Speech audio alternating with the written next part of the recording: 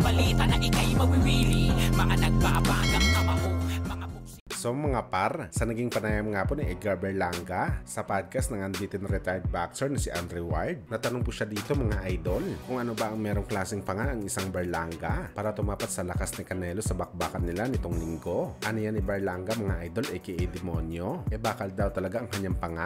Bagamat hindi naman daw basihan sa isang laban mga idol na merong kang matibay na panga sa bakbakan. Kahit sinong boxer daw mga idol, babagsak talaga kapag natamaan ka ng bullseye. Walang matibay na panga sa kamao na perfecto makatama sa iyo sa laban. Marami na daw si Demonyo mga idol na nakita ng mga fighter at mga great boxer sa boxing na merong matibay na panga at gumapang din sa ibabaw ng lona. At ang main example nga dito mga idol ni Demonyo, walang iba kundi ng ating pambansang kamao Manny Pacquiao. Ano yung akala daw natin dati mga idol? Sobrang tibay ng panga ni Pacman. Pero nagulat daw tayo mga idol nang natulog ito sa naging pang-apat na laban niya kay Marquez. Bagamat hindi rin daw mga idol basihan kung natulog ka sa laban. Ang basihan daw mga idol kung paano ka bumangon sa pagkabagsak mo. Tulad ni Pacman din, kahit nag-sleeping beauty ito kay Marquez. Akala natin katapusan na ng karera ng Pinoy legend. Pero bumalik pa rin daw siya mga idol ng malakas. At nanalo pa rin daw ng kampyonato sa bakbakan. Yan daw ang tunay na true champion mga idol.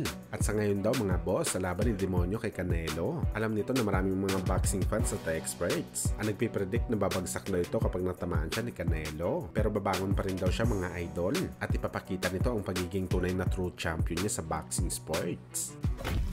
Sa kabilang banda naman mga idol, sa naging reaksyon naman po ng angas ng Pinas General Casimero para sa laban nito kontra kay Saul Sanchez sa October 13. Brutal na naman po mga idol na umatake si Casimero sa kanyang mortal na karibal na si Naoya Inoue. Pero bago niya mga idol tingusan ang Japanese Monster, may init muna na mensahe ang binitawan nito sa kanyang makakalaban ni si Saul Sanchez. Ano yan ni Cuadro Alas mga idol? Napaka-imposible daw na manalo sa laban si Sanchez sa kanya. Wala daw mga idol chance manalo ang American fighter kay Cuadro Alas.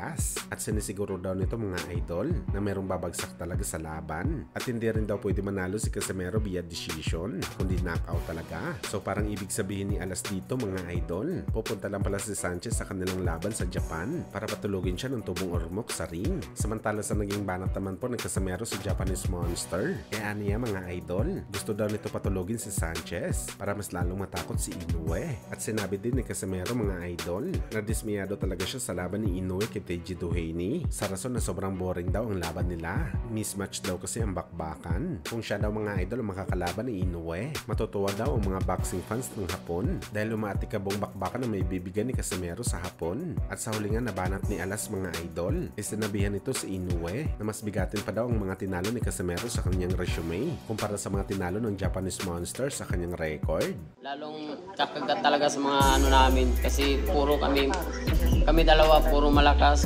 puro maganda yung ipapakita at saka yung mga fans namin lalong magsisigawan. Yun, parang nakakantok yung laban nila nun.